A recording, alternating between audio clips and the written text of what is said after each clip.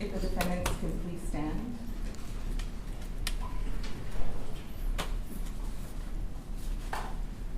For purposes of the record, I have reviewed all of the exhibits that were admitted. In the punishment phase of this case, I have reviewed the pre-sentence investigation report and the TAP evaluation of each of the defendants. Is there any legal reason we cannot proceed to sentencing today? None on behalf of Mr. Moreno. Does it have Mr. Schneider? No, sir. Yes, and Mr. Rodriguez could not be here, right? Yes, Judge. And- Dennis Moreno standing in. Yes, Mr. Moreno. Any objection, or you want to proceed with Mr. Moreno with Schneider? Okay. What happened to Mr. Nahera was an unspeakable horror that is going to resonate in our community for a very long time. Unlike any other cases I have presided over, this one is different. It is different because we're not dealing with an intentional act. We're not dealing with a drive-by shooting or any other type of murder. It was a case of criminally negligent behavior. On the one hand, we have the City of San Antonio Animal Care Services swearing under oath, giving testimony that left me with the impression that this was about a missing affidavit, that none of the previous bite victims came forward to declare the dogs dangerous dogs.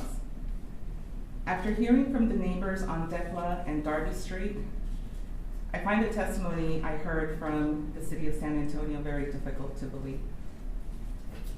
What I do believe is the people from the West Side neighborhood. I find the testimony of David Avila, Fernanda Esparza, Deborah Flores, Sylvia Avila, not only credible, but very persuasive and compelling. The City of San Antonio is not on trial here, and they will have their day in court and their lawsuit to contend with. But about this case, what I do have to say is that it's not about a missing affidavit. Clearly, our city has a lot of work to do to provide services to deal with responsible dog ownership. To echo what most, if not all, the witnesses testified to, this was preventable. If the first line of defense fails because the dog owners are not responsible, the second line of defense should not have failed. Mr. Moreno, Ms. Schneider, this is about responsible dog ownership. It involves not only taking care of your dog, but ensuring the safety of the people in our neighborhoods, in our communities, not only the people, but other pets in the neighborhood and communities. We all have that responsibility to each other, and you failed at that.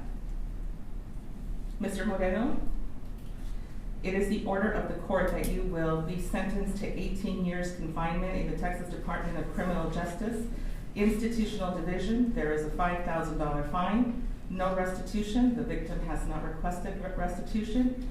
You are prohibited from owning or possessing any dogs if you make parole on this case. This is a plea bargain case. However, you have the right to appeal the rulings of the court on a pretrial order. Ms. Schneider, your sentence is 15 years confinement in the Texas Department of Criminal Justice, Institutional Division. There is a $5,000 fine, no restitution because Ms. Nakara does not want it. You too are prohibited from owning or possessing any dogs if you make parole. Both of you are also ordered to have no contact with Decla Street and Darby Street. Yours is also a plea bargain case. However, you have the right to appeal the rulings of pretrial rulings of the court. Do we have any impact statements?